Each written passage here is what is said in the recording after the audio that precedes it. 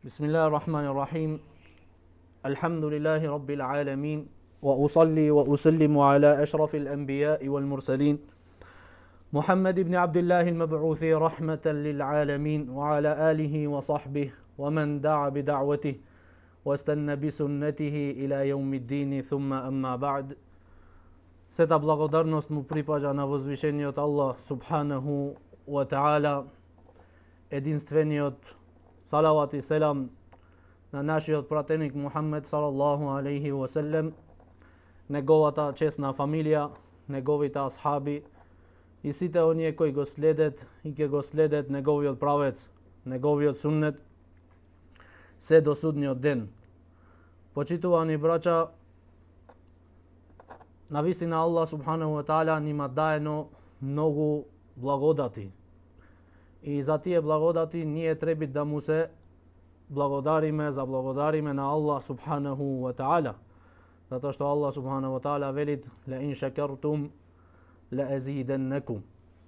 Ако вие ми се заблагодарите, јас ќе ви ги зголемам благодатите мои.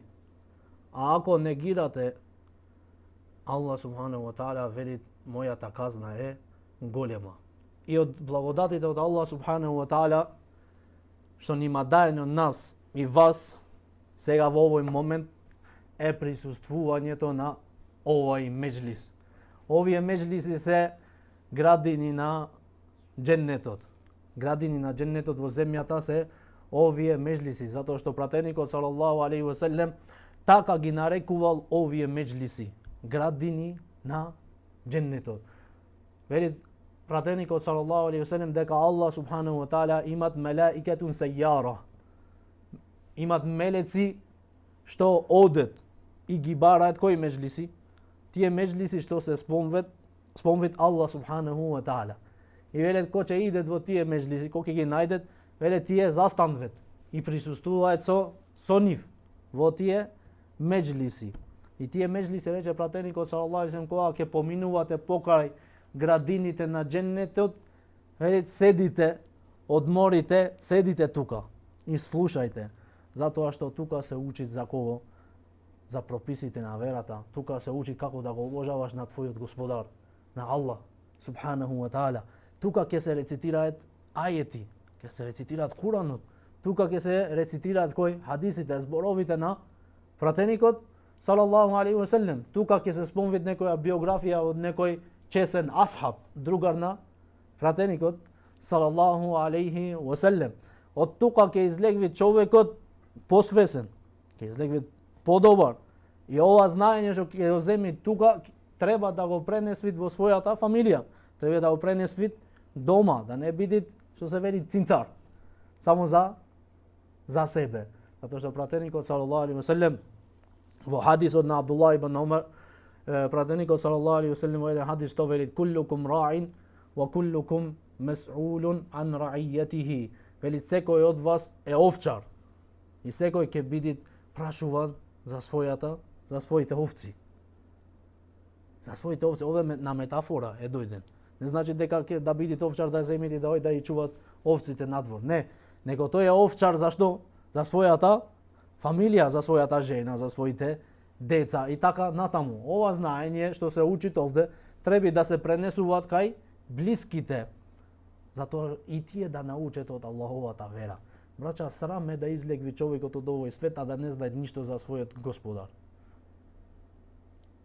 Срам е човекот да излегви од овој свет, а да не ги знаете имињата од џеннетот.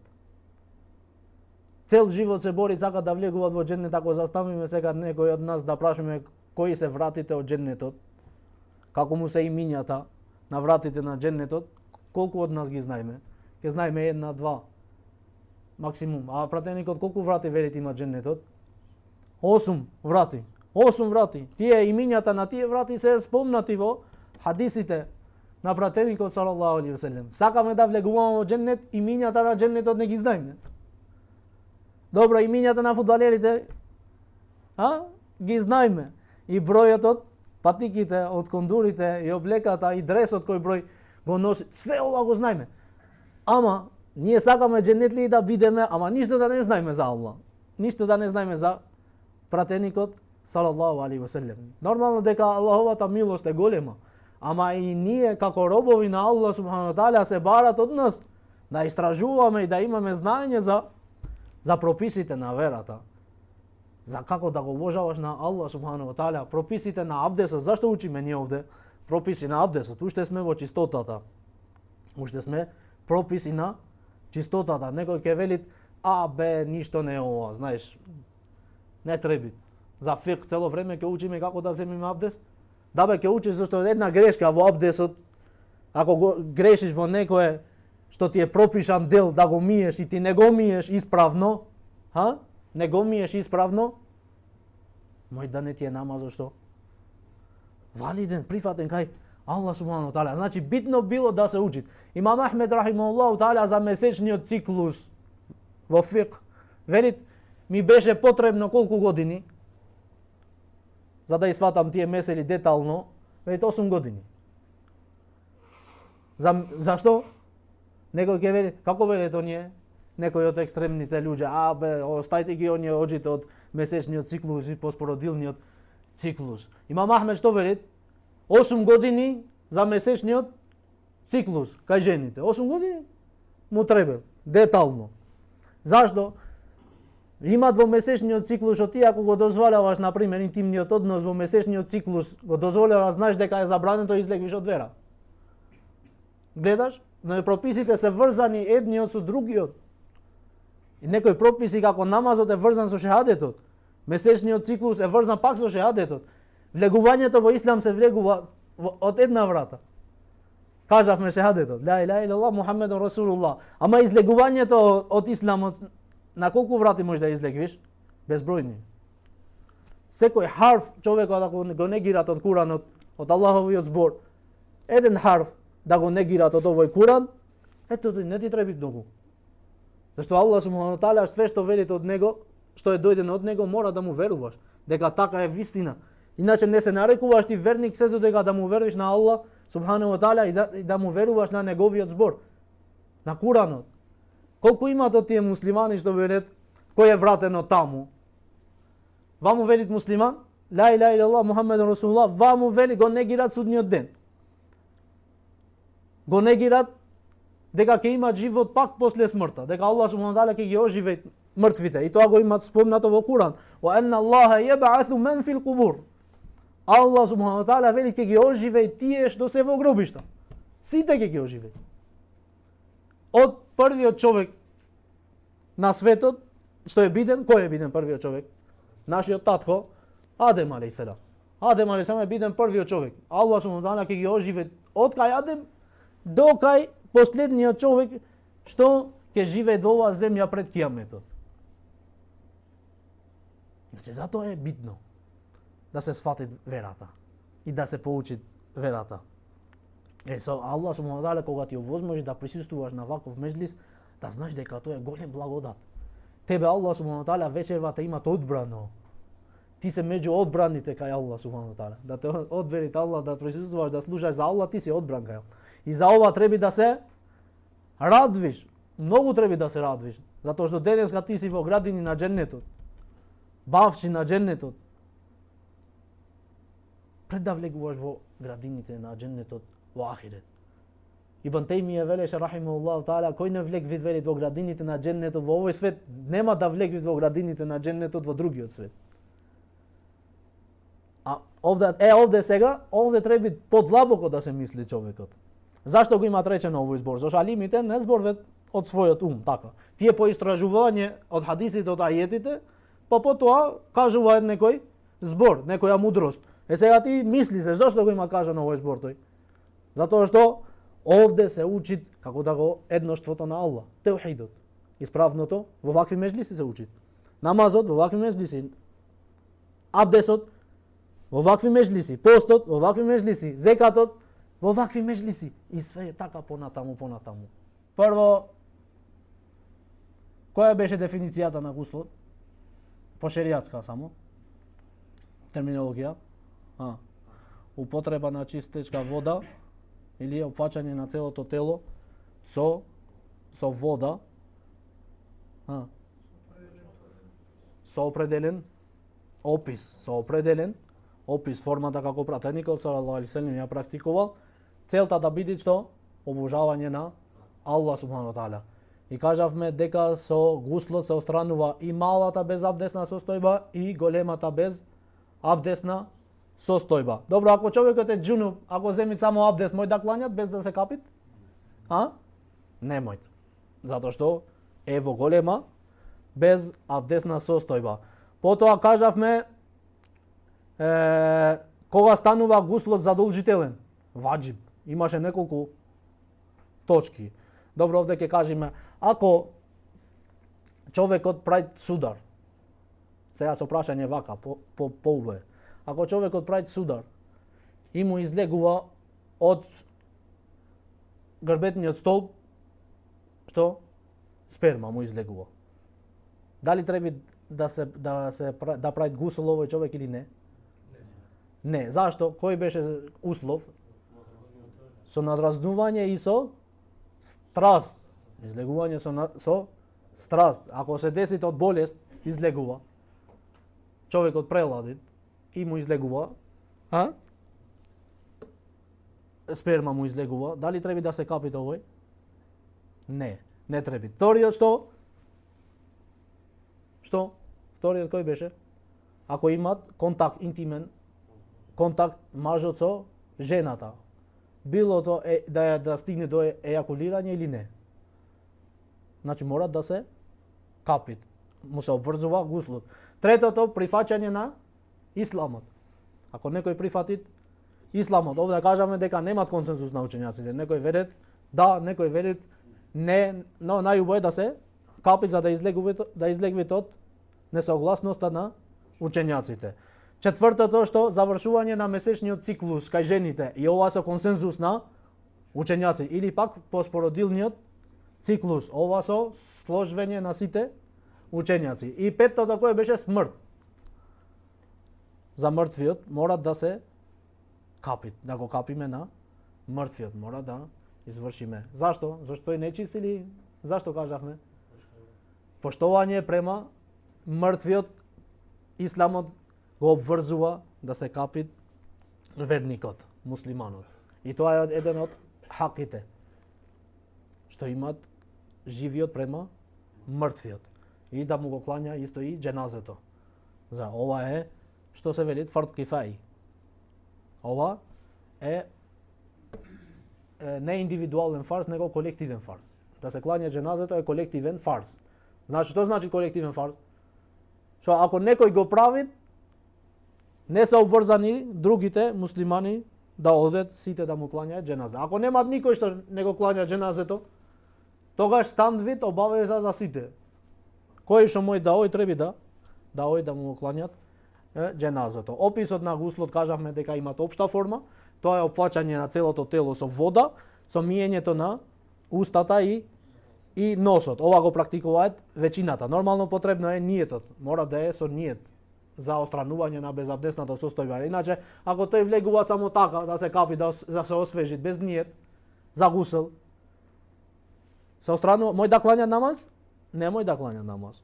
Мора да имат ниет дека ја отстранува безабдесната, големата безабдесна состојба, а тоа е џунублокот.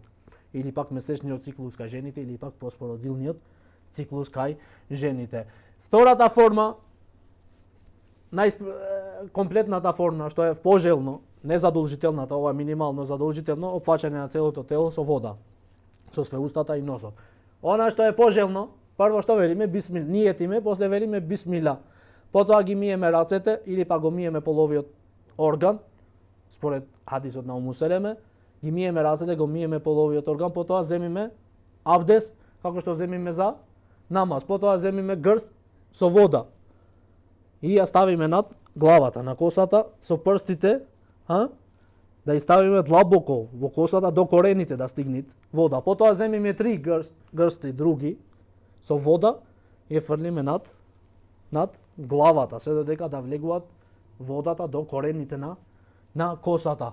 И потоа земиме еден грст или фрлиме вода околу телото, целосно. Офаќаме целото тело со вода. Или пак во друг ривајет кај Ајша, ја миеме прво десната страна, после левата страна, после целосно и на крај ги миеме што?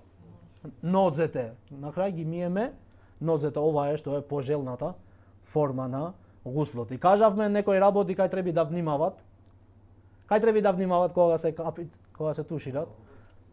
Од гуслот, во гусл, значи во местото кај што течет солзите под усната, долната усна, овде во вратот, во папакот, кај колената, од спротивната страна, пазувите, под пазувите, треба да внимава дали имат стигнато, дали имат допир на водата или немат допир на водата. И кажавме дека кај жените косата, ако имаат голема коса, дали имаат плетки, дали треба да ја расплетит косата или не, имаше три мислења на учењаците и кажавме дека најдобро е, ако е гусл, капење од месечниот циклус, треба да ја расплетит косата. Ако е од џунублукот, не е обавеза да ја расплетит косата. Значи, ако е од интимниот однос, не е обавеза да ја расплетит косата целосно. Посебно ова порано, не се зборви за сега, зашто сега имат многу вода и стигви таа сама во тушет го че влегвиш, целата коса се прави чул, 80 литри бойлерот мав. Ова е од исрафот, браќа. Ова е претерување што ќе даваме, ќе се земи во рачун судниот ден. Зашто претервиме со водата. Исламот е дојден да заштити све, да не се претеруваат во све. Пратеникот салаллаху алейхи селем рече: немој да претервиш во водата иако си во некоја река. Реката. Колку вода имат реката? Колку литри имат?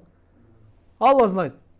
И оние што имаат точно измерено. И тие од прилика, зашто точно баш тешко е да мериш водата во река.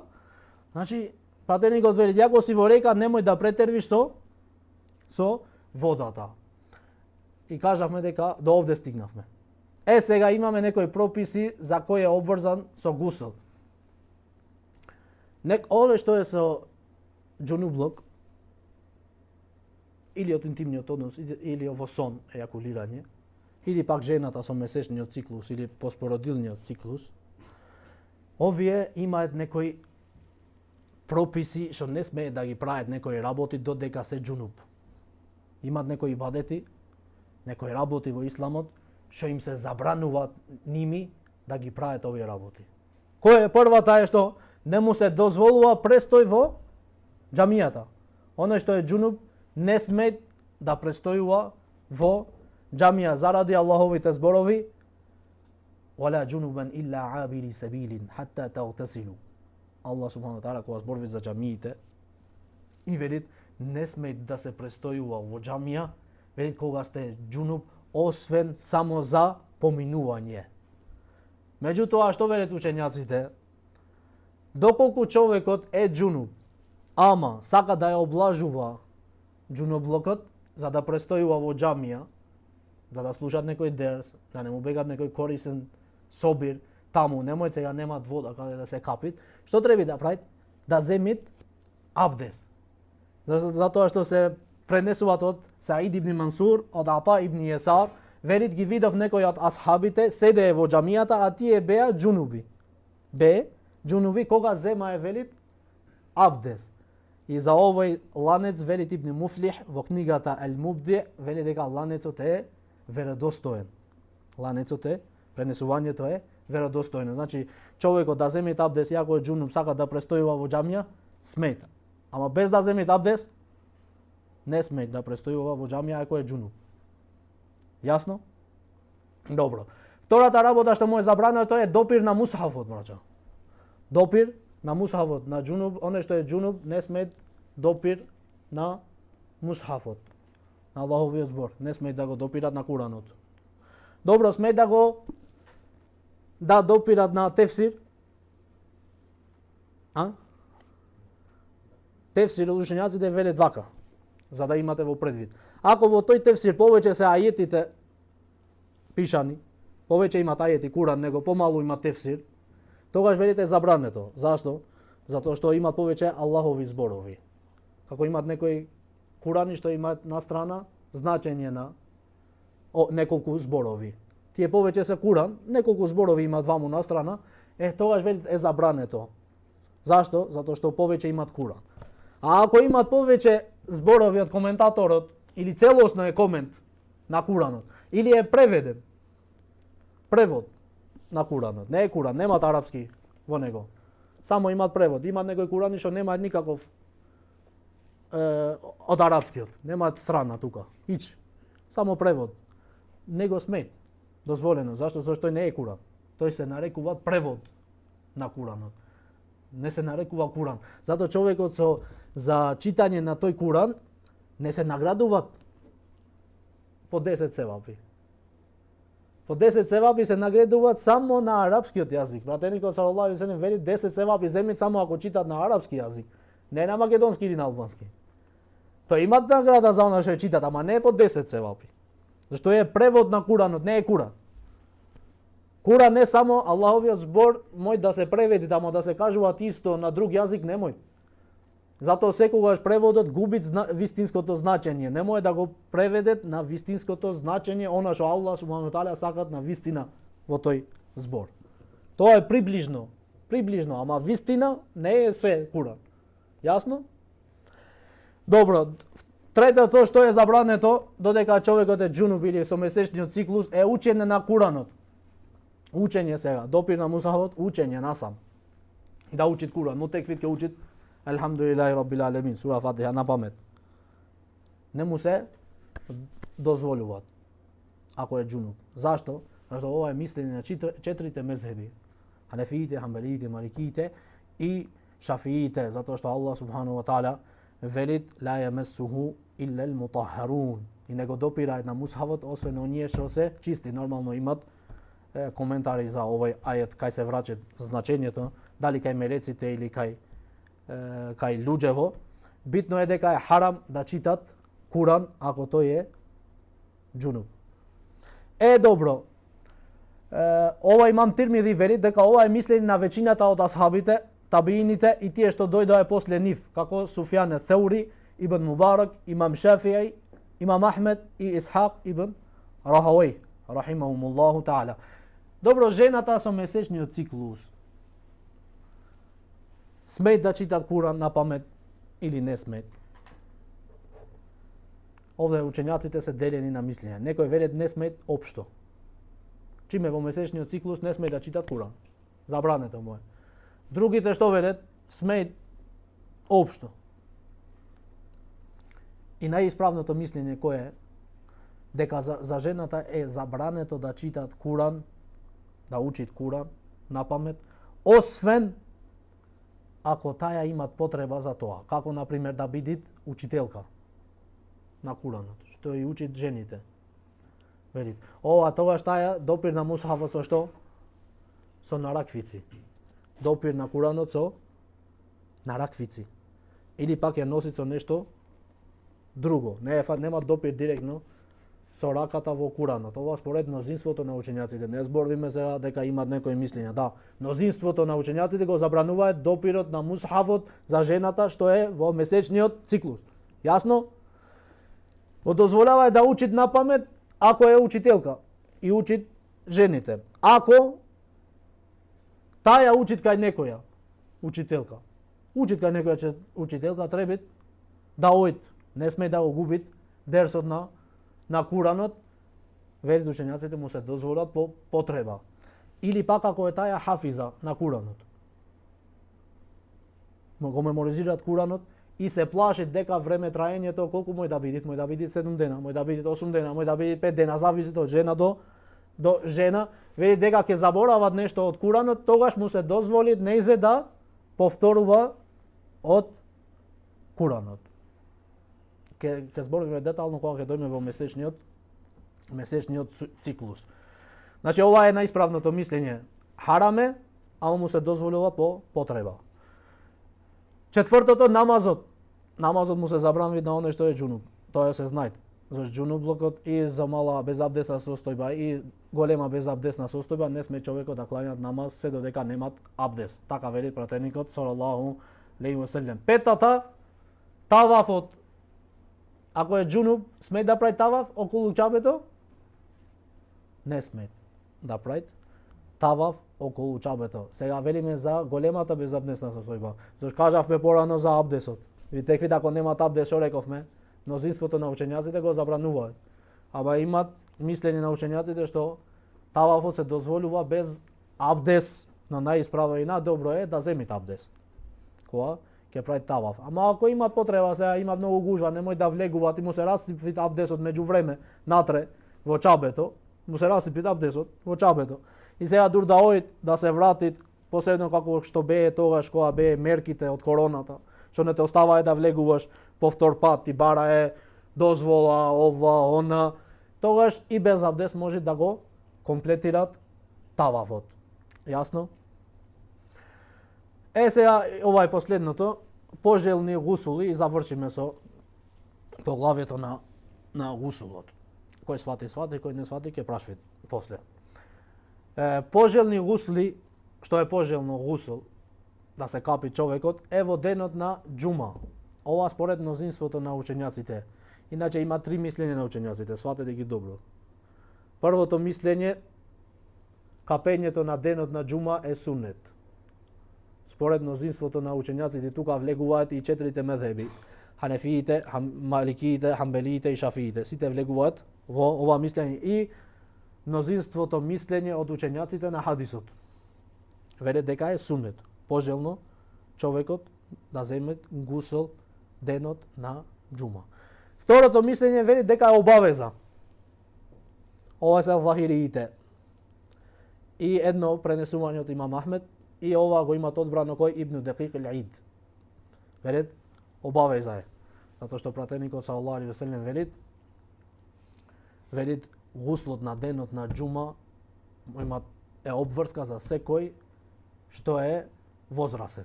За секој што е возрасен.